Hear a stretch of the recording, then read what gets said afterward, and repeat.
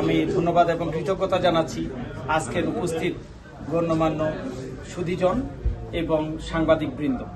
আমি জাস্ট এখানে গরমে অনেকেই কষ্ট পাচ্ছেন, আমি বেশি সময় নিব না, জাস্ট আমি 1 মিনিট একটু কথা বলবো। আমরা হয়তো কথায় কথায় বলি ফেসিবাদী সরকার বাংলাদেশে আছে, কিন্তু এই সরকার ফেসিবাদের চেয়েও নিকৃষ্ট। ফেসিবাদী হতে হলে নিজের কিছু জনপ্রিয়তা, নিজের কিছু শক্তি সামর্থ্য লাগে, কিন্তু বর্তমান সরকার ভারতের কৃতদাস সরকার।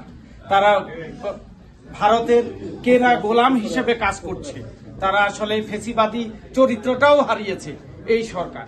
আমি একটা সাংবাদিক ভাইদের উদ্দেশ্যে একটা কথা বলতে চাই, আপনারা যারা এখানে থেকে সাংবাদিকতা করছেন, আপনারা সেই কৃতদাসী সরকারের আপনারা গোলাম নয়, আপনারা একটা সত্য কথা তুলে ধরবেন। বাংলাদেশের এখন প্রায় $200 বিলিয়ন বিল, শুধুমাত্র চীনের কাছে আছে $6.1 বিলিয়ন লোন আছে বাংলাদেশ সরকারের। আর সব মিলিয়ে IMF এবং ইন্টারন্যাশনাল অন্যান্য অর্গানাইজেশন মিলে $200 বিলিয়ন এই লোনের বোঝা আজকে তারা লুটপাট করে পাচার করে এই সমস্ত টাকা 8টা ব্যাংক অ্যাসালম গ্রুপের মাধ্যমে তারা দখল করেছে এবং সমস্ত টাকা তারা সরিয়েছে, বিদেশে পাচার করেছে। আজকে এই ঋণের বোঝা জাতির ঘাড়ে এসে পড়েছে। এই লোন কে শোধ করবে? কারা শোধ করবে? কিভাবে শোধ করব আমরা?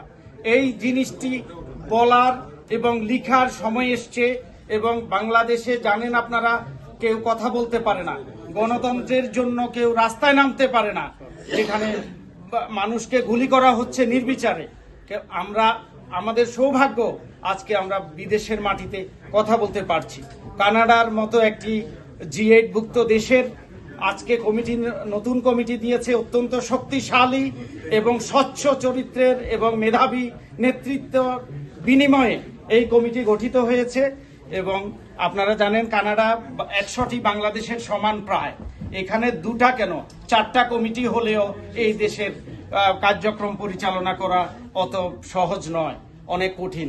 তারপরে আমি আপনাদেরকে ধন্যবাদ জানাই এবং আমাদের এই নেতৃত্বের কার্যক্রম আরো বেগবান হবে এই আশাবাদ ব্যক্ত করে আমি শেষ করছি এবং আজকের এই সাংবাদিক সম্মেলন সমাপ্তি ঘোষণা করছি কানাডা পশ্চিম বিএনপির পক্ষ থেকে। ধন্যবাদ আপনাদের সবাইকে উপস্থিত হওয়ার জন্য।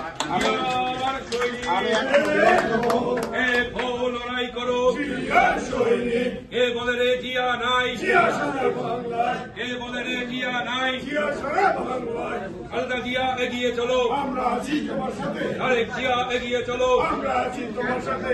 পূর্ব পশ্চিম এগিয়ে চলো, আমরা আছি তোমার সাথে। আমরা আছি তোমার সাথে। পূর্ব পশ্চিম এগিয়ে চলো।